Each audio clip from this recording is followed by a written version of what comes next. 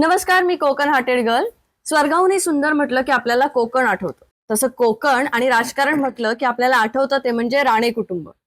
निर्भीड भूमिकांसाठी प्रसिद्ध असलेल्या या कुटुंबातील खरं तर 2 व्यक्ती सिंधुदुर्ग जिल्ह्यात निवडणूक लढवत आहेत.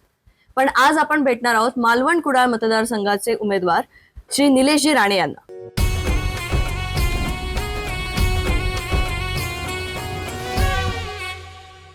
खूप खूप स्वागत आहे तुमचं सर. नमस्कार. खरं तर मी तुमच्याच मतदारसंघातली आहे हा. आणि मी इथे तुमच्या निवडणुकांमध्ये विजयही बघितला, तुमचा पराभवही बघितलाय. पण निलेश राणे हे सतत जनसंपर्कात दिसलेत आणि सतत लोकांची मदत करताना दिसलेत. त्याबद्दल काय सांगाल? तर माझं जे काही मी काम करतो ते काही इंटेन्शननी करत नाही की मला काहीतरी परत मिळेल, ह्या इंटेन्शन मी करत नाही. राजकारणात असल्यावर पदावर जाणं साहजिक आहे. म्हणजे पद नसलं तर तुम्ही नुसती आंदोलनं करून प्रश्न सुटत नसतात. त्याच्यासाठी तुम्हाला सभागृह हवा असतो, त्याच्यासाठी तुम्हाला कुठला तरी अधिकार हवा असतो. पण समाजसेवा अशी गोष्ट आहे जे राणेसाहेबांच्या संस्कारातून आम्हाला मिळाली आणि ती सहज जमली. म्हणजे असं काय मला फार विचार करून काही ते करावं लागत नाही. पराभव जरी झाले असले तरी आपण 2014चा जर पराभव बघितला तर तो मोदी साहेबांच्या लाटेमुळे तो पराभव झाला. माझी काही त्याच्यात चूक नव्हती. 2019ला जो पराभव झाला तो मी अपक्ष म्हणून निवडून आलो, अपक्ष म्हणून निवडणूक लढलो. तेव्हाही 3 लाखाच्या जवळ मी मतं घेतली. पण कधी त्या मातीने आम्हाला एवढी पदं दिली. ह्या मातीने माझ्या वडिलांना, राणेसाहेबांना 11 पदं दिली. आज हे 11वं पद आणि ते कोकणामुळे मिळालंय, कोकणाच्या मातीमुळे मिळालंय, लोकांमुळे मिळालंय. ही भावना आमच्या कुटुंबातून कधी गेली नाही की काय करायचं तर कोकणातच करायचं. नाही तर मतदारसंघ जर शोधायचा असता तर मी कुठेही शोधला असता, मुंबईत शोधला असता. माझा जन्म मुंबईचा. चेंबूरला काही प्रयत्न केला असता, कारण का मूळ आमचं ते चेंबूर. पण असं कधी वाटलं नाही की आपला कोकण सोडून, सिंधुदुर्ग सोडून कुठे जावं, काम करावं तर इथेच करावं. नाहीतर मी व्यवसायातही काही करू शकलो असतो. माझ्याकडे तसं काही ऑप्शन कमी होते असं नाही, माझ्याकडे खूप ऑप्शन होते. पण मला असं वाटलं नाही कधी हे क्षेत्र सोडून किंवा माझा हा कोकण सोडून कुठे दुसरीकडे जावं आणि काहीतरी आपल्या लोकांना सोडून काहीतरी वेगळं कुठेतरी काहीतरी संसार करावा असं कधी काय वाटलं नाही. आणि म्हणून कसली पदाची अपेक्षा न करता, नाही तर मला MLC तर माझ्या पक्षाने 2 वेळा विचारलीच होती.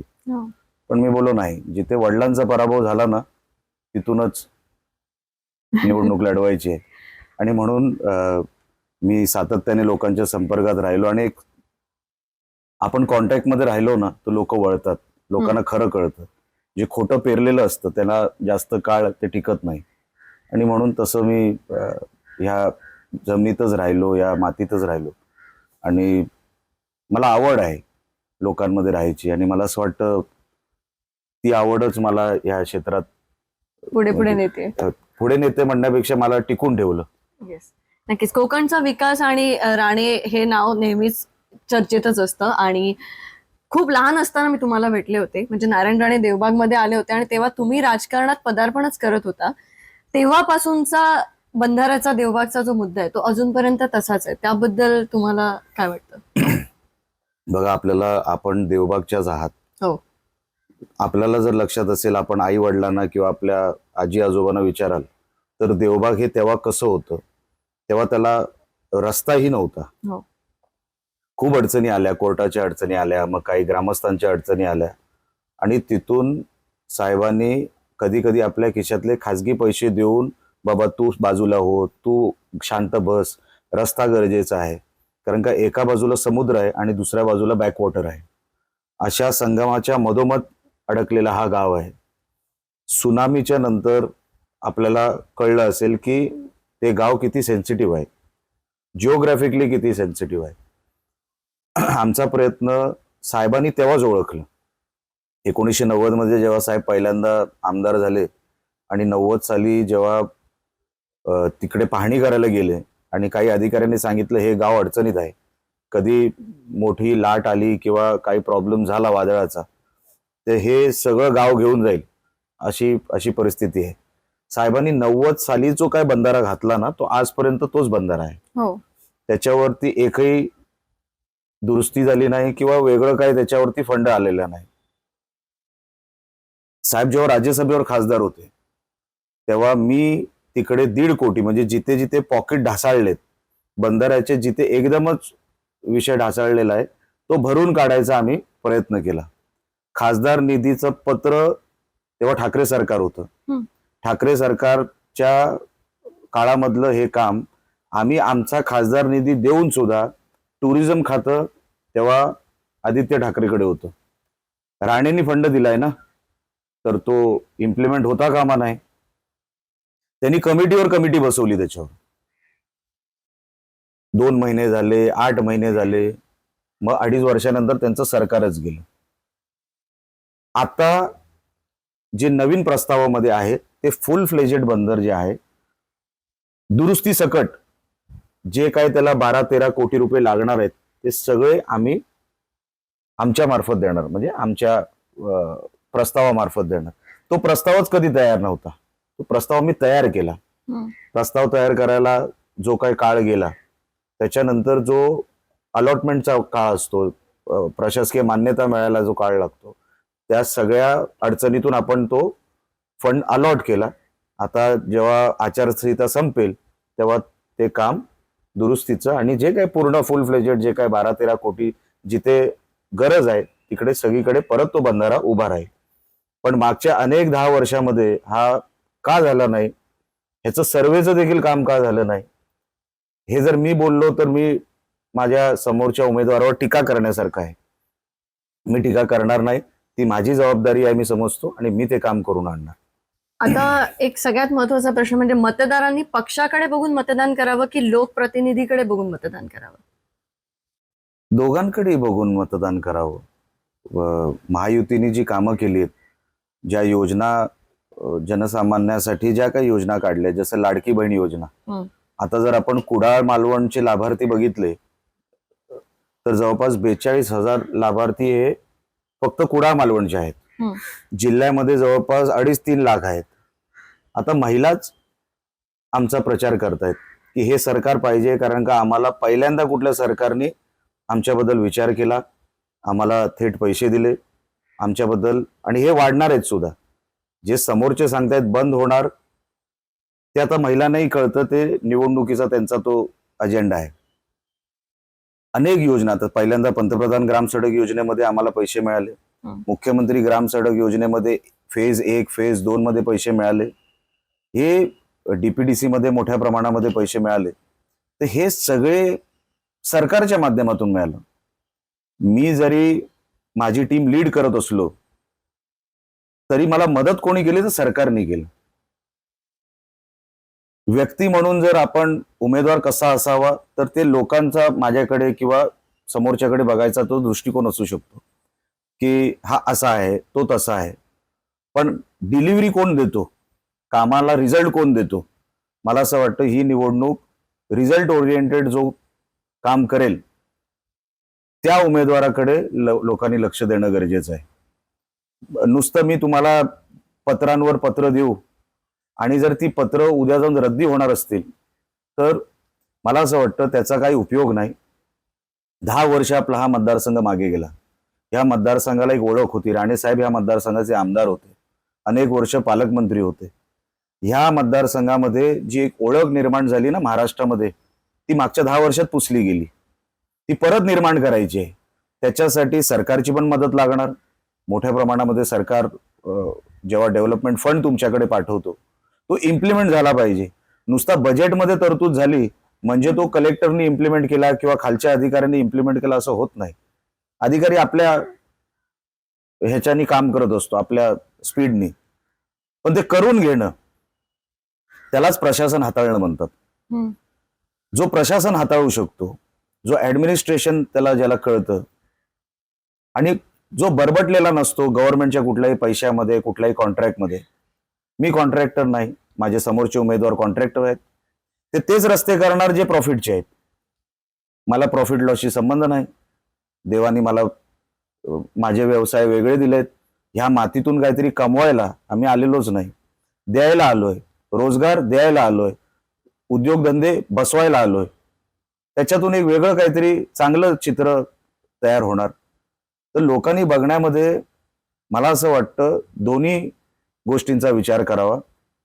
एक तर हिंदुत्वासाठी कोण लढतं, कुठलं सरकार लढत आहे, कोण हिंदुत्वासाठी भूमिका घेत आहे, कुठलं सरकार घेत आहे, आणि जर हिंदुत्वाचं सरकार गेलं तर इथे कोणाचं सरकार येणार? 21व्या शतकामध्ये आपण मोबाईलवर जग बघतो. त्या जगाच्या तुलनेमध्ये आपलाही एक मतदारसंघ असावा, त्या तुलनेमध्ये कॉम्पिटिशनमध्ये टिकावा, ह्याच्यासाठी प्रयत्न आहेत. ते प्रयत्न कोण करतोय एवढंच जर फक्त लोकांनी बघून कंपॅरिझन करून जर मतं टाकली तर मला वाटतं योग्य उमेदवार इथून निवडून येऊ शकतो. नक्कीच, कारण सभागृहामध्ये आपलं नेतृत्व कोण करतं यावरतीच आपल्या विभागातल्या विकास कामांना गती मिळते. याच्यावरतीच माझा पुढचा प्रश्न आहे की इथल्या मालवण कुडाळ मधल्याच रस्त्यांच्या अवस्थेबद्दल तुम्ही काय सांगाल? कारण आता मी बघितलं तर आता खड्डे बुजलेले आहेत, जे खड्डे मागच्या महिन्यात दिसत होते. नाही, तुम्ही फक्त मेन रोड बघताय. हा, ग्रामीण भागातले रस्ते नाही अजूनही बघितलं. बिकट आहेत. हो, मी म्हणजे माझ्या राणे साहेबांचं कौतुक सांगत नाही किंवा माझं सांगत नाही की मी काहीतरी वेगळं इकडे आणलं. जे 2.5 वर्षात जो डेव्हलपमेंट फंड आम्ही आणू शकलो तो मागच्या 10 वर्षात का आला नाही? आणि जसं मी तुम्हाला म्हटलं, मी कॉन्ट्रॅक्टर जर असलो ना आमदार म्हणून, तर तेच रस्ते होणार जिथे प्रॉफिट आहे. आता रस्ते वर यायला लागलेत, गावं खाली जायला लागलीत. काही रस्ते ग्रामीण भागातले रस्ते अजूनपर्यंत बिकट अवस्थेमध्ये आहे. ह्यांच्याकडे ग्रामपंचायती आहेत, माझ्या समोरच्या उमेदवाराच्या पक्षाकडे ग्रामपंचायती आहेत. तिथे 2014 नंतर एक थर देखील पडलेला नाही. जो आपल्याला समजा आपल्या डेव्हलपमेंट प्लॅन मध्ये कुडाळ मालवणच्या जर 100 रुपयाची गरज असेल, मी तुम्हाला एक एक्झाम्पल म्हणून सांगतो, जर 100 रुपयाची गरज असेल तर मागची 10 वर्षातले 7.5 वर्ष 100 रुपयातले फक्त 23-24 रुपये झाले आपल्या मतदारसंघात. 75-76 रुपये आलेच नाहीत. ते खेचून आणावे लागतात, ते आलेच नाहीत. पावसाळ्याच्या अगोदर दुरुस्तीचे पैसे आणावे लागतात, आलेच नाहीत. गणपतीच्या अगोदर रस्त्याचा एक, कारण का गणपती चाकरमणी येतात, पावसाळ्यात थोडा कमी होत असतो, त्याच्यामध्ये आपल्याला ते रस्त्यांची डागडुजी करायची असती, ते मिळाले नाही. ग्रामीण भागामध्ये 25-15चे रस्ते, मुख्यमंत्री ग्राम सडक योजनेचे रस्ते, जसं मी तुम्हाला सांगितलं 100 रुपयातले फक्त 25 रुपये झाल्यामुळे बाकीचे 75 रुपये इकडे तिकडे महाराष्ट्रात गेले. आपल्या मतदारसंघात का येऊ शकले नाहीत? आणि म्हणून रस्त्याची क्वालिटी, आणि त्यात हे कॉन्ट्रॅक्टर म्हणून क्वालिटी मिळणार नाही. कारण का कुठलाही रस्ता जर ह्यांनी करायला घेतला तर 20% कटच असतो. आता 100 रुपयातला रस्ता जर 80 रुपयावर सुरू झाला, त्याच्यामध्ये कॉन्ट्रॅक्टर स्वतःच 10-15 रुपये प्रॉफिट ठेवणार, म्हणजे ते 70 रुपये किंवा 75 रुपये तिकडे झाले. म्हणजे 100 रुपयातला रस्ता सुरूच 70 रुपयांनी होतोय. त्याच्यामध्ये मग हा राजकारणी येणार, तो येणार, त्याला 10 रुपये गेले म्हणजे 60 रुपयात रस्ता होतोय. जिथे 100 रुपये खर्च करायला पाहिजे होते तिथे 60 रुपयेच खर्च झाले. रस्ता बनवायचा फंड मी म्हणतोय, आला नाही तो सोडून द्या, तो 75% आलाच नाही, पण जो बनवायचा जो खर्च असतो तोच जर 60 रुपयावर थांबला, तुम्हाला क्वालिटी कशी मिळणार? आणि क्वालिटी नाही म्हणून आपल्याकडे 4000 मिलीमीटर सरासरी पाऊस पडतो. रस्त्याची क्वालिटी किती जरी तुम्ही चांगलं केलं तरी एक त्यांना मेंटेनन्स लागतो. हे मेंटेनन्स आपण पैसे आणू शकलो नाही तर ते दरवर्षी खराबच होणार आहेत. म्हणून एका बाजूला 60 रुपये, म्हणजे आपण म्हणतो ना 60% आपले रस्ते, जिथे 100% सुरू व्हायला पाहिजे तिथे 60% कमी दर्जाचे रस्ते बनवले जातात. आणि जो फंड जो आणावा लागतो एक्सेस, जो आपल्या वजनाने आणावा लागतो, शरीराचं वजन नाही, राजकीय वजन वापरून आणावं लागतं, ते वापरलंच गेलं नसल्यामुळे आज आपल्या ह्या सगळ्या गोष्टी, ह्या रस्त्याच्या गोष्टी ज्याचा उल्लेख आपण केला, ग्रामीण भागातले रस्ते अतिशय बिकट आहेत. म्हणजे माझ्या समोरच्या उमेदवाराला जी अँटी इन्कम्बन्सी आहे ना ती अशीच नाहीये. लोक सांगतात आता तुम्ही गावात येऊ नका, तुम्ही आमचा साधा रस्ता करू शकले नाहीत, आता गावात येऊ नका. ही अँटी इन्कम्बन्सी तुम्हाला जवळपास 90% गावांमध्ये दिसेल. सिंधुदुर्गात म्हणजे प्रामुख्याने मालवण कुडाळ मधल्या गंभीर समस्या तुम्हाला कोणत्या वाटतात आणि त्या समस्यांवरती तुमच्याकडे काही नियोजन आहे का? बघा, आपल्याला जर आठवत असेल 2014 मध्ये जेव्हा राणेसाहेबांचा पराभव झाला तेव्हा अख्खी किनारपट्टी ही पेटून उठली होती. हो, काही कारणं होती त्याला. ती कारणं चुकीची होती असं माझं म्हणणं नाही, योग्य होती, पण आमच्याकडून प्रेझेंटेशन चुकीचं झालं किंवा काही लोकांनी वेगळा त्याच्यामध्ये हे केलं, म्हणजे त्याच्यामध्ये भेसळ केली आमच्याच काही लोकांनी. त्याच्यामुळे जरा वातावरण बिघडलं. पण तेव्हापासून तर आतापर्यंत मच्छीमारांचे प्रश्न हे अजून जटिल होत गेले, अजून हे होत गेले, म्हणजे म्हणतात ना टफ होत गेले. त्यांना ज्या अपेक्षेने त्यांनी 2 वेळेला माझ्या समोरच्या उमेदवाराला निवडून दिलं होतं त्या अपेक्षा पूर्ण झाल्या नाहीत, भंग झाल्या. बाहेरच्या बोटी मोठ्या प्रमाणामध्ये आपल्याकडे येऊ लागल्या. आमच्या मच्छीमारांना त्यांचा जो काही साठा आहे ते बाहेरची लोक घेऊन जायला लागली. त्याचा विचारच कधी झाला नाही. मी फक्त बोटीत बसून समुद्रात गेलो आणि काहीतरी फोटो काढले, असे हातात बाटली घेऊन मारायचे, म्हणजे मच्छीमारांचे प्रश्न सुटत नसतात. तुम्हाला त्यांच्यासाठी एक अशी गस्त तयार करावी लागते की समोरचा घाबरला पाहिजे तुमच्या मच्छीमारांचा माल उडून न्यायला. बोटीच्या बोटी चिरून नेलेल्या आहेत, जाळं अनेक जाळी फाडून नेलेले आहेत. कारण का तिकडच्या ज्या बोटी आहेत ना ते मल्पी बोटी मारे, ट्रॉलर म्हणतात त्याला, त्याची हाईटच 15-16 फुटाची असते आणि आपल्या लहान त्याच्यासमोर अर्ध्या हाईटच्या बोटी ते चिरून नेतात सगळं. आपल्याकडे उपाययोजना काय? काही नाही. बोटी समजा पकडल्या, ह्या एखादी बोट पकडली, फिशरीज डिपार्टमेंटमध्ये मोठ्या प्रमाणात भ्रष्टाचार होतो आणि ह्या बोटी सोडल्या जातात.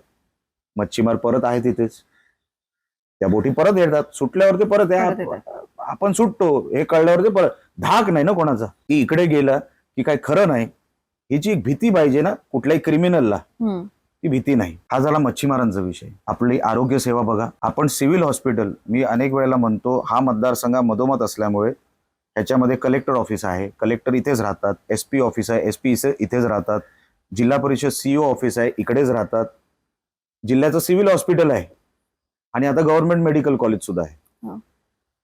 तुम्ही सिव्हिल हॉस्पिटलची अवस्था जाऊन बघा. राणेंनी इकडे प्रायव्हेट मेडिकल कॉलेज काढलं तेव्हा उद्धव ठाकरेंचं सरकार होतं, तर राणेंना लॉस व्हावा. त्यांना माहित नाही की किती जरी मेडिकल कॉलेज आले ना तरी लॉस कोणालाच होत नाही, कारण का डिमांड एवढी आहे.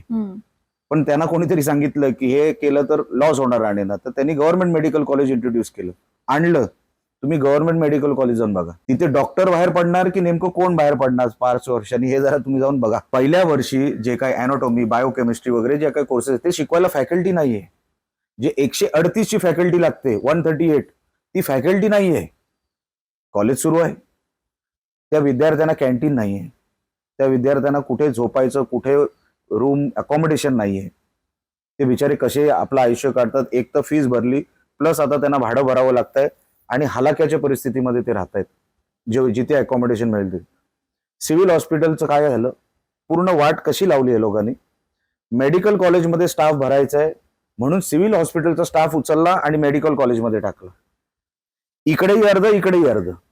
आता गरीब माणूस जो सिव्हिल हॉस्पिटलमध्ये जातो त्याला उपचार मिळत नाही, साधा डायलिसिस ऑपरेटर नाही, एक MD फिजिशियन नाही आपल्या जिल्ह्यामध्ये.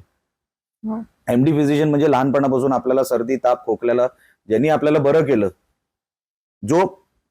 जो प्रायमरी डिटेक्शन करतो की शरीरामध्ये काय झालंय, असा MD फिजिशियन आपल्या सिव्हिल हॉस्पिटलमध्ये नाही. उपचार कोण करणार? आतमध्ये गेल्यावर मग ते गोव्याला रिफर करतात, कोल्हापूरला रिफर करतात किंवा मग प्रायव्हेट हॉस्पिटलमध्ये रिफर करतात. आपण ते बेसिक इन्फ्रास्ट्रक्चर देऊ शकलो नाही, साधा MRI होऊ शकत नाही. एवढी बिकट. अच्छा, PHC म्हणजे हे बाकीचे जे काही सेकंडरी हेल्थ केअर सेंटर आहेत ग्रामीण भागामध्ये, तिथे MBBS डॉक्टर आहेत, ते बिचारे कसे काम करतात बघा. 2-2, 3-3 स्टाफ आहे फक्त बस. त्याच्या पलीकडे त्यांच्याकडे स्टाफ सुद्धा नाही, साफसफाईला पण नाही. आरोग्य खात्याची ही अवस्था आहे. क्लास 4 जो ग्रेड असतो आपल्याकडे नोंदच म्हणजे आपल्याकडे नाहीच आहे. तुम्ही हेल्थ मिनिस्टरकडे जाऊन हे सगळे विषय तुम्हाला सोडून आणायला पाहिजे होते. रस्त्याचा विषय तर तुम्हाला मी बोललो. असे अनेक बिकट झालेले प्रश्न आहेत. एज्युकेशन सिस्टम आपली तशीच बिकट अवस्थेत आहेत. एकही secondary institute, higher education institute आपल्याकडे कुडा मालवणमध्ये नाही. स्पोर्ट्स क्लब नाही, अकॅडमी नाही. आपण मुंबईमध्ये बघत असाल जिमखाना असेल, काही जे काही सिनियर सिटीजन असतील त्यांना एक संध्याकाळी कुठे फिरायला वगैरे, लहान मुलांना वगैरे फिरायला एक जागा आहे का? ज्या काही ट्रेन मोदी साहेबांच्यामुळे वंदे भारत सुरू झालं किंवा इतर वेगळ्या ज्या काही ट्रेन सुरू झाल्या त्याचे स्टॉप नाही. मग कशासाठी आपण आमदार झालेलो आहोत, कोणासाठी झालेलो आहोत ह्याचा तरी कधीतरी विचार पाहिजे. माझ्या कुटुंबाला आवडतं म्हणून मी आमदारकी लढावी हे बरोबर नाही. जर काहीतरी माझ्याकडून मिळणार असेल तर त्या आमदारकीला काय अर्थ आहे. जर माझ्या कुठल्या आजूबाजूच्यांना बरं वाटेल म्हणून मी आमदारकी लढवतोय किंवा माझं उदरनिर्वाहाचं साधन म्हणून मी आमदारकी लढवतोय, मग हे असे प्रश्न 10-10 वर्षाचे जटिल होत जाणार. लोकांना त्याच्यातून काय मिळणार नाही. तुम्ही आता म्हणालात की वंदे भारत एक्सप्रेसला स्टॉप नाही. खरं तर वंदे भारत एक्सप्रेसला कुडाळमध्ये स्टॉप मिळणं गरजेचं होतं, कारण ती सुपरफास्ट आहे आणि पर्यटक हे जास्त मालवणमध्ये येतात आणि त्यांच्यासाठी जवळचं स्टेशन कुडाळ होतं. म्हणजे जेव्हा तो डिसिजन झाला तेव्हा मलाही असं वाटलं की वंदे भारत कुडाळला थांबली पाहिजे होती, ती थांबत नाहीये. तर पर्यटक आता जेव्हा देवबाग सारख्या ठिकाणी येतात तेव्हा ते पर्यायी मार्ग वापरतात आणि ते मालवण बाजारपेठ अवॉइड करतात, कारण रस्ते अरुंद आहेत. रस्त्यांबद्दल आपण बोललो, पण असे कितीतरी गावं आहेत किंवा कितीतरी भाग असे आहेत जे पर्यटनासाठी फेमस आहेत, पण तिथे लाईट्स पण नाहीयेत. बरोबर. पण त्याच्यासाठी फंड उपलब्ध होत नाही, म्हणून ते असं होतंय की जाणून बुजून त्या गोष्टी तशाच ठेवल्या गेल्यात. तुम्हाला काय वाटतंय? बघा, मालवण शहरामध्ये आहे ना, ती नगरपालिका असल्यामुळे नगर विकास खात्यातून आपल्याला तो फंड अवेलेबल करून घ्यायचा असतो. नळ पाणी योजनेसाठी पण अगोदर 38 कोटीचा काही निधी होता, तो अजूनपर्यंत इम्प्लिमेंट झालेला नाही. आहे, पडून आहे, 2.5 वर्ष पडून आहे. इकडचा एक अधिकारी आहे आणि काही गणित असतील जी बिघडली असतील म्हणून ते काम थांबवलं. म्हणजे स्वच्छ पाणी मालवणला मिळावं असं काही लोकांना वाटत नसल्यामुळे ती नळपाणी योजना आहे तशीच आहे. तो झाला एक विषय. आपण पर्यटकांचा विषय केला. हे नळपाणी योजना का मी सुरुवातीला घेतलं, कारण का पर्यटक वाढतात तर आपल्याला तेवढ्या पाण्याची गरज आहे, तेवढ्या कनेक्शनची गरज आहे. पर्यायी रस्ता आपण रिंग रोड ज्याला म्हणतो, तो रिंग रोड प्रपोज नाहीये. म्हणजे त्याला मागच्या 10 वर्षामध्ये असं वाटलं नाही की आपण हा प्रपोज करावा गव्हर्नमेंटला आणि सर्वेचं काम देखील करून घ्यावं. ते आम्ही केलं. आता मागच्या 1.5 वर्षात आम्ही केलं की तुम्ही किती जरी बघितलं तरी ते मालवण कसाल जो रस्ता आहे, सगळे पर्यटक तिथून येतात, पण आपण त्यांना पर्याय दिला नसल्यामुळे ते खाली शहरामध्ये येतात आणि शहरातून मग ते त्या छोट्या ह्याच्यामध्ये. आणि आम्हाला आहे ते व्यवस्था डिस्टर्ब करायची नाहीये, म्हणून आम्ही काय सांगतो, आम्ही बाहेरून जोडतो. जसं रिंग रोड म्हणतो ना आपण ज्याला, बाहेरून जोडल्यावर काय होईल, पर्यटकांना 2 मार्ग मिळतील आतमध्ये यायला आणि जी बाजारपेठ आहे ती डिस्टर्ब होणार नाही. आम्ही तो सर्वे करून घेतला. ते सर्वेचं काम झालं. आता नगर विकास खात्याकडून त्या रिंग रोडसाठी एकदा मार्किंग झाली, प्रशासकीय मान्यता झाली की ती वर्क ऑर्डर निघणार. पण आम्ही ते काम केलेलं आहे. पर्यटकांना जे बेसिक इन्फ्रास्ट्रक्चर आपल्याला द्यायचं असतं ना, की साईन बोर्ड्स असतील, स्वच्छता असेल, ह्या सगळ्या गोष्टी, मोबाईल टॉयलेट्स असतील, महिलांसाठी टॉयलेट्स असतील, या सगळ्या गोष्टी नगरपालिकेच्या माध्यमातून होणं गरजेचं आहे. पण इकडे 2 वर्ष जे काय एक्स्ट्रा गेले, आपण निवडणुका घेऊ शकलो नाही आणि म्हणून काही अधिकारी इकडे जे आहेत त्यांनी मजा मारली. त्यांच्यावर वचक नाही कोणाचा की हे झालं तर मी अडचणीत येईन, ही भीतीच नाही ना. आणि त्यांची तक्रारीवरती कोणी केलेली नाही. आम्ही केली, पण आम्ही ना आमदार ना खासदार. त्याच्या पलीकडे जाऊन आम्ही आतमध्ये जाबी विचारायला गेलो. मीडियाने मलाच उलटे प्रश्न विचारले की तुम्ही ही भाषा कशी वापरली त्यांच्याबरोबर. मी बोललो, जर हे प्रेमाची भाषा समजत नसतील, म्हणजे मला वाटतं 21व्या शतकामध्ये हे पहिलं शहर असेल जिथे वादळ मोठं वादळ आल्याने 48 तास लाईटच नव्हती. 48 तास लोक बिचारी बाहेर होती. नाही, आमच्या घरी तर 15 दिवस नव्हती. 15 दिवस नव्हती. हे कशामुळे झालं? जे पॉवर ग्रीड आणि जे काय वादळामुळे जे काय इकडे तिकडे हे झालं, इकडचे म्हणजे झाडांची पानं वगैरे जी काय एक्स्ट्रा इकडे तिकडे पडली, ते पूर्ण पॉवर ग्रीड बिघडलं. मी बोललो, तुमच्याकडे मॅनपॉवर नाही? तेव्हाच मला वाटलं की हे सरळ सोपं अगोदर प्लॅनिंग केलं असतं ना तर हे झालं नसतं. आपण फायबर ऑप्टिकच्या जमान्यात राहतो, तर का अंडरग्राऊंड केबलिंग झाली नाही? का हे सगळं उपलब्ध होऊ शकलं नाही? हे सगळं करण्याचं जे काय आहे ना प्लॅन आमच्याकडे आहे, ते आम्ही इम्प्लिमेंट करणार आहोत. पण हे आजपर्यंत का झालं नाही ह्याचा कधीतरी विचार व्हावा.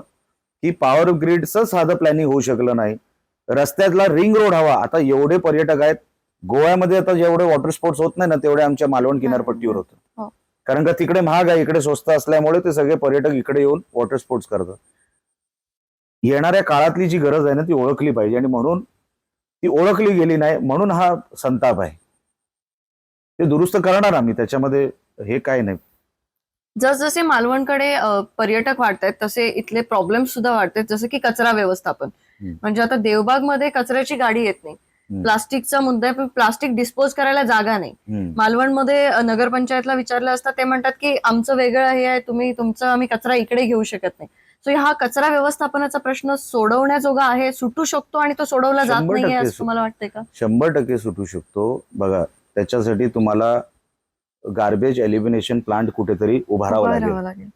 तो गार्बेज एलिमिनेशन प्लांट जर आपण उभारला असता, इव्हन नगरपालिकेच्या खर्चातून, स्वतःच्या खर्चाने नको, आम्ही असतो तो स्वतःच्या खर्चाने आम्ही केलं, पण सरकारने कुठेतरी ती व्यवस्था आम्हाला इकडे करून द्या असं सांगितलं पाहिजे. पण आमदारांना आणि खासदारांना ते सहज शक्य आहे.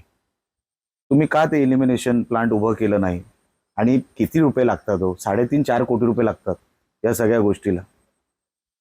डिस्पोज होऊ शकतो गार्बेज, पण तो करायचाच नाही ठरवला तर तो होणार नाही. मी नगरपालिकेच्या माझ्या सगळ्या सहकाऱ्यांना मी सांगितलंय की आपण जिल्ह्यातला जर सर्वात मोठा गार्बेज डिस्पोजल प्लांट उभं करू शकलो ना, तो आपण मालवणातून करूया. कारण का एक मॉडेल म्हणून देशाला हो. कळू दे की जिथे पर्यटक जास्त जास्त येतात, तिथे कचरा जास्त येतो, तिकडे सर्वात जास्त जर आपण गार्बेज डिस्पोज करून, आणि आता बाहेरून अनेक एनजीओ आहेत भरपूर. जे जे स्वतःच्या म्हणजे त्यांना ते आवडीने करतात हे सगळं, पण त्यांच्याशी कनेक्ट होणं गरजेचं आहे. त्यांना सांगणं, अच्छा अनेक जीन्स बनवणारे जे कोण कंपन्या आहेत, हो. त्यांना आपण जर ते रॉ मटेरियल दिलं ना कचऱ्याचं, तर त्याच्यातून ते जीन्स तयार करतात. पर्सेस पण बनतायत. हो हो हो हो बनतायत, पण ते कुठेतरी कनेक्ट झालं Connect पाहिजे व्हायला त्यांच्या बरोबर. पण तो डिस्पोजल प्लांट, एलिमिनेशन प्लांट जो आहे गार्बेजचा, तो उभा राहायला पाहिजे, तर हे सगळं डिस्पोज होणार. तो आमचा ऑलरेडी त्याच्यावरती प्लॅन सुरू आहे आणि तो इम्प्लिमेंट जर जिल्ह्यामध्ये नाही, मी सांगतोय की महाराष्ट्रात जर सर्वात मोठा प्लांट असेल तो आमच्या मालवणमध्ये आम्ही उभारायचा प्रयत्न करतोय. म्हणजे एकाच वेळेला हा सगळा जो काही गार्बेज डिस्पोजचा जो विषय आहे तो एकाच वेळेला संपेल. म्हणजे आम्ही असं म्हणू शकतो की तुम्ही निवडून आल्यानंतर आम्हाला हा प्लांट नक्की इथे मी बघायला मिळेल. नाहीतरी मॅडम हे करणारच आहे, मी प्लॅनिंग करतोच आहे. म्हणजे निवडून येणार तर ते लोकांची इच्छा आहे, पण तो पार्ट ऑफ द प्लॅनच आहे तो.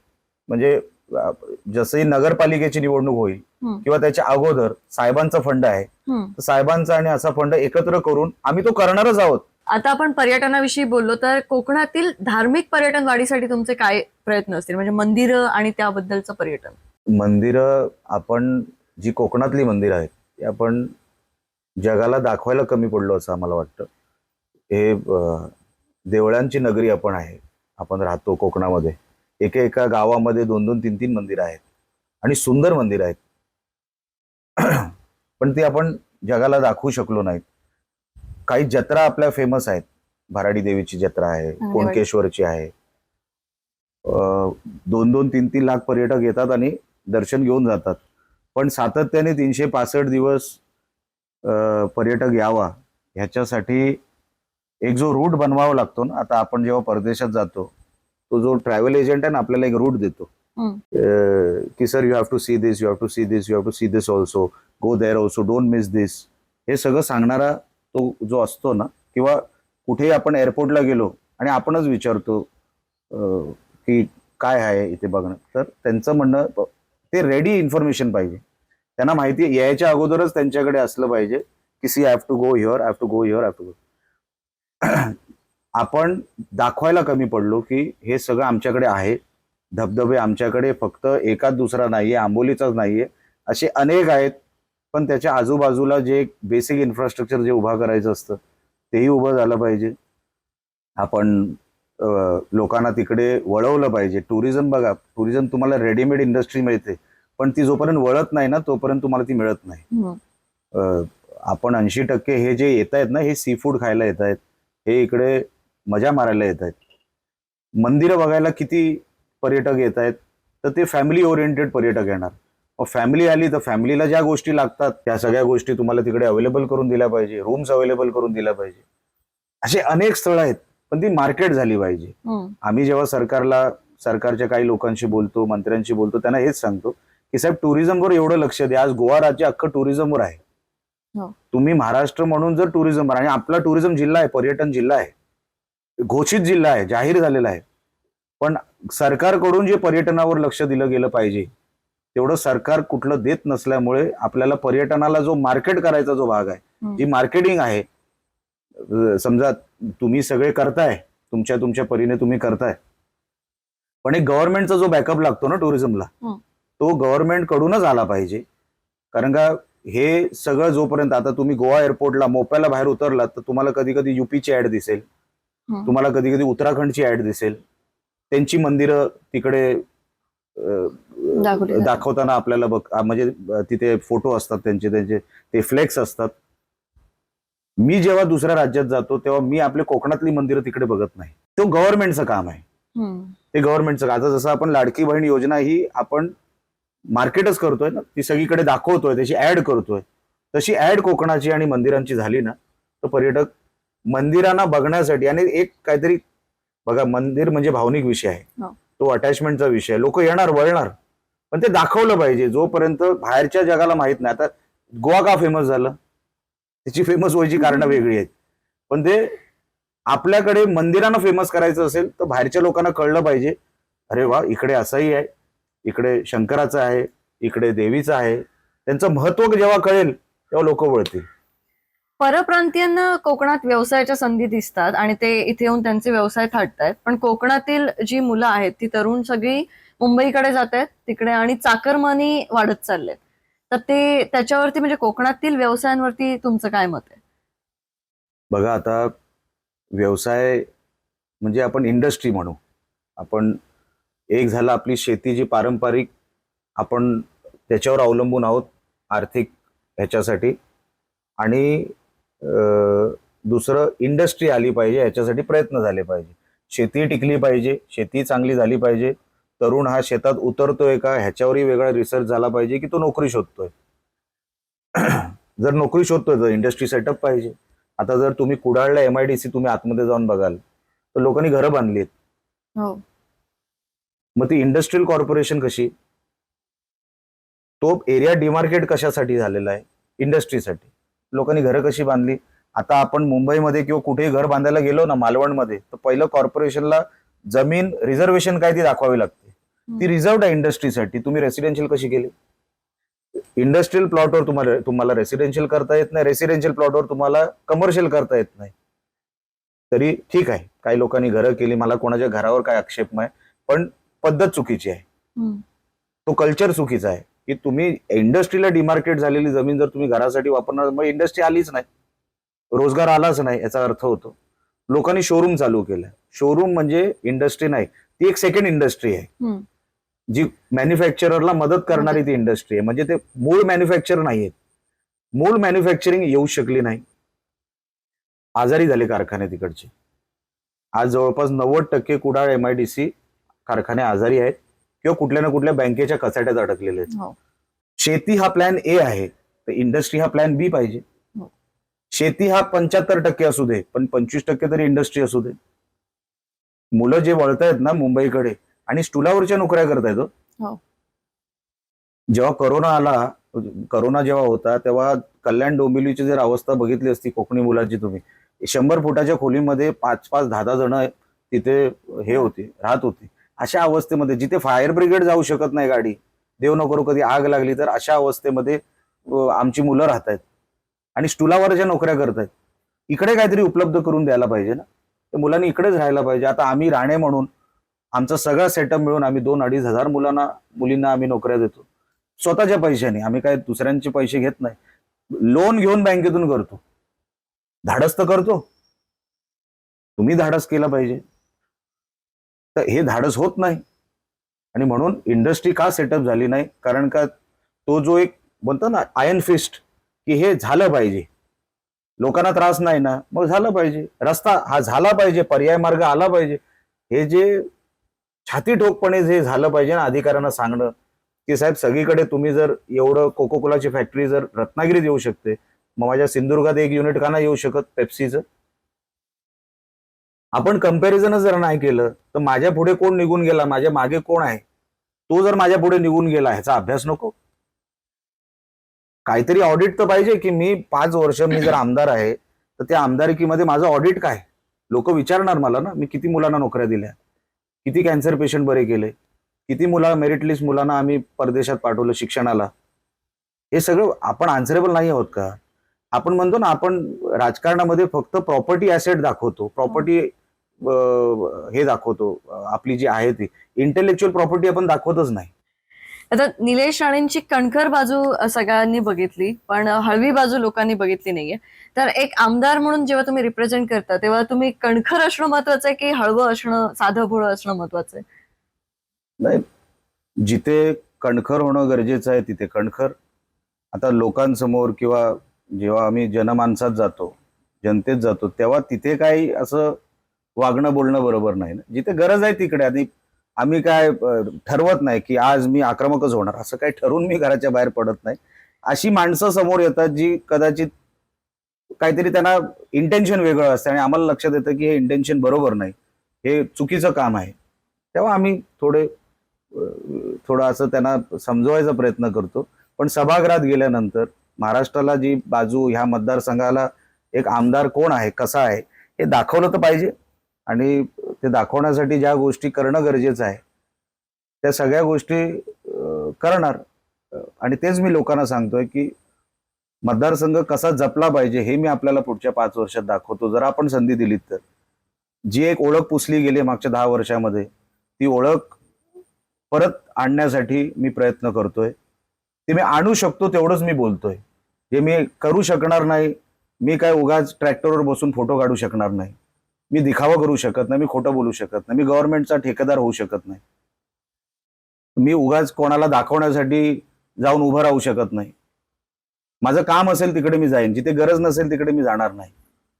आणि लोकांना आवडेल असं काम माझ्याकडून होईल असं असं असा प्रयत्न करीन. आणि म्हणून कणखर वगैरे असं नाही.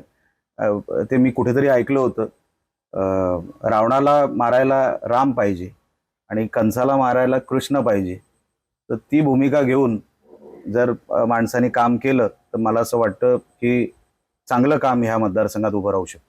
नक्कीच. शेवटचे काही प्रश्न आहेत सर. सिंधुदुर्गचा राजा ही संकल्पना कोणाची होती आणि त्यामागचा उद्देश काय होता? कारण जेव्हा सिंधुदुर्गचा राजा इथे आला तेव्हा असं काही कोकणामध्ये नव्हतं, मोठे राजा वगैरेची हे नव्हती. तर ही संकल्पना कोणाची होती आणि त्याचा उद्देश काय होता? नाही, देवाची भक्ती व्हावी. आणि लालबागचा राजा हा सगळ्यांना बघायला मिळत नाही. हा. आणि मी प्रयत्न केला की लालबागचा राजा जसा आहे तसं तसं काहीतरी आमच्या लोकांना इकडे बघायला मिळावं. म्हणजे ते सगळेच बिचारे इकडून तिकडे प्रवास करून जाऊ शकत नाही. म्हणून हाईट तेव्हा जास्त होती. आता जरा हाईट आम्ही कमी केली, कारण का त्या वायर्समुळे वगैरे आम्ही जेव्हा मिरवणुकीतून बाहेर काढतो तेव्हा ती लाईट बंद करायला लागायची. म्हणून ते लोकांना त्रास होऊ नये म्हणून आम्ही हाईट थोडी कमी केली. पण लोकांना बघायला मिळावं ह्या उद्देशानेच आम्ही तेव्हा हे केलं होतं. आणि त्याचा रिस्पॉन्स चांगला आहे. लोकांनी खूप म्हणजे लाखो लोक येतात तिकडे, हजारो लोक येतात दर्शनाला. आणि विरोधकही येतात, सगळे विरोधक येतात आमचे त्या दर्शनाला. असं काय गणपती आम्ही आणला म्हणून असं काय नाही, सगळे येतात, दर्शन घेऊन जातात. आणि आता त्या गणरायाकडे अनेक नवसही पूर्ण झालेले आहेत. म्हणून एक आनंद आहे. आपण जी सुरुवात केली, एका चांगल्या मनाने सुरुवात केली होती माझ्या सहकार्याने आणि आम्ही, ती चांगल्या पद्धतीने हाताळली गेली इतके वर्ष. त्या गोष्टीचा आनंद आहे. तर आता जर तुम्ही या निवडणुकीमध्ये निवडून आलात तर असे कोणते बदल आम्हाला बघायला मिळतील? नाही, अनेक गोष्टी तुम्ही आपल्याला सांगितलेल्या आहेत. जे बदल काही राहून गेले असतील ते म्हणजे आमचे रेल्वे स्टेशन जे काय आत्ता आहेत ते अगोदरचे बघा आणि आत्ताचे बघा. जे आमच्या सरकारमध्ये जे नवीन रेल्वे स्टेशन बांधले गेले, पण इकडचं एस.टी. स्टेशन वर्षोनवर्ष तसंच आहे. कुडाळचं एस.टी. डेपो जो आहे तिथे 4 कोटीचा खर्च झालेला आहे. पण ते 4 कोटीचे तुम्हाला 4,000 पण कुठे खर्च झालेले आहेत असं तुम्हाला तो डेपोकडे बघून वाटणार नाही. त्याच्याहून बिकट अवस्था मालवण डेपोची आहे, बस डेपोची आहे. हे सगळी दुरुस्ती आणि सगळं, जसं तुम्हाला मी रस्त्याचं सांगितलं, आरोग्य खात्याचं सांगितलं, एज्युकेशनचं सांगितलं, तुम्हाला गार्बेज डिस्पोजचं सांगितलं, पर्यटनाचं सांगितलं, रस्त्यांची डागडुजी सांगितली, नवीन रस्ते सांगितले, टुरिझमचं सांगितलं. ह्या सगळ्या गोष्टी ह्या घेऊनच आम्ही, हा अजेंडा घेऊनच आम्ही लोकांकडे चाललेलो आहे. मी विरोधकांवर टीका करत नाही. माझं म्हणणं टीका करायची गरज नाही, कारण का टीका करणाऱ्यावर, म्हणजे टीका कोणावर करावी लागते की ज्यांनी काय केलंय. ज्यांनी केलंच नाही त्यांच्यावर टीका काय करायची. मी माझा अजेंडा घेऊन चाललोय की निलेश राणे कसा आहे, माझ्या सरकारने काय केलं, माझं सरकार आल्यानंतर काय करणार आहे, मी माझं मी निवडून आल्यानंतर काय करणार आहे, मी एवढंच लोकांसमोर ठेवतोय आणि लोक प्रतिसाद देतात, या गोष्टीचा आनंद आहे. आणि हे सगळे विषय घेऊन मला सभागृहात जायचंय. नुसतं काहीतरी कुठे पट्टी लागेल आमदाराची अशासाठी नाही, व्हिजिटिंग कार्ड छापायला नाही, पत्र छापायला नाही. राणे आडनाव जे आहे ना, ते महाराष्ट्रात कुठेही उभं राहिलं तरी लोक ओळखतात. म्हणून ती ओळख काय वेगळी मला काय निर्माण करावी लागेल अशातला भाग नाही. देवाची कृपा राहिलेली अशा घराण्यात माझा जन्म झाला जिथे वेगळी ओळख सांगायची काही गरज पडत नाही. पण ती आमदारकी कशासाठी, तर हे विषय घेऊन मला त्या सभागृहात जायचे, ते सोडून बाहेर आणायचे. आमच्या जनतेच्या तोंडावर तो आनंद बघायचा आहे. ह्या गोष्टीची लढाई, ही शर्यत आहे. तर आता कितीतरी नवीन मुलं असतील जी आता 18 वर्षाची झाली, ती सुद्धा पहिलं मतदान असेल त्यांचं, आणि तरुण मतदार जे आहेत त्यांना तुम्ही काय संदेश द्याल? मी आता अनेक नवमतदार ह्या निवडणुकीमध्ये आपल्याला पहिल्यांदा मतदान करताना आपल्याला माझ्या यादीमध्ये निदर्शनास आलं. मी आपल्याला सगळ्यांना एवढंच आवाहन करीन की आपण 21व्या शतकातले तरुण आहोत. जगामध्ये काय चाललंय आपल्याला सगळ्यांना माहिती आहे, पण ते जे जगामध्ये चाललंय ते आपल्या मतदारसंघात यावं, तसा एक सेटअप आपल्या मतदारसंघामध्ये यावा, आपल्याला ऑप्शन मिळावेत, आपल्याला 21व्या शतकातलं गाव शहर मिळावं, जिल्हा मिळावं, हे प्रयत्न आमचे सुरू आहेत.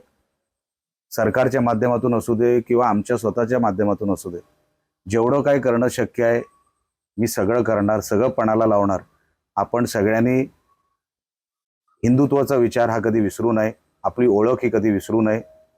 आपण कोणामुळे आणि कशासाठी या जिल्ह्यामध्ये आपण काम करावं, इथे काय काय आपल्याला हवं आहे, त्या सगळ्या गोष्टी आपल्याकडूनच ज्या अनेक तरुणांनी मला सांगितलेल्या आहेत त्यांचं ते सगळं ऐकून त्यांची यादी करूनच मी पुढच्या 5 वर्षाचं काम माझं करणार आहे. आपण ह्या वेळेला मला एक भाऊ म्हणून साथ द्या. जेवढं काय करता येईल मी आपल्यासाठी करीन. कारण काय हेच वय आहे करण्यासारखं. मी 70 वर्षाचा असतो तर कदाचित तुमचे प्रश्न मला कळले नसते, पण आपण आजूबाजूलाच आहोत म्हणून ते सगळे प्रश्न मला समजू शकतात, समजलेले आहेत. ती यादीही तयार आहे. ते सगळे करून आपण पुढच्या 5 वर्षामध्ये आपल्याकडे आणणार आहोत. आपण फक्त ह्या निवडणुकीला माझी साथ द्या, भाऊ म्हणून साथ द्या, एवढंच या निमित्ताने आपल्याला मी आवाहन करतो. खूप खूप धन्यवाद सर, खूप छान वाटलं तुमच्याशी बोलून, आणि तुम्हाला निवडणुकीसाठी खूप खूप शुभेच्छा. धन्यवाद. थँक्यू.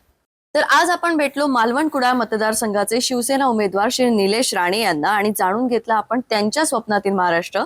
तर तुम्हाला हा एपिसोड कसा वाटला आम्हाला नक्की कळवा. भेटूया पुढच्या एपिसोडमध्ये नवीन स्वप्नांसोबत.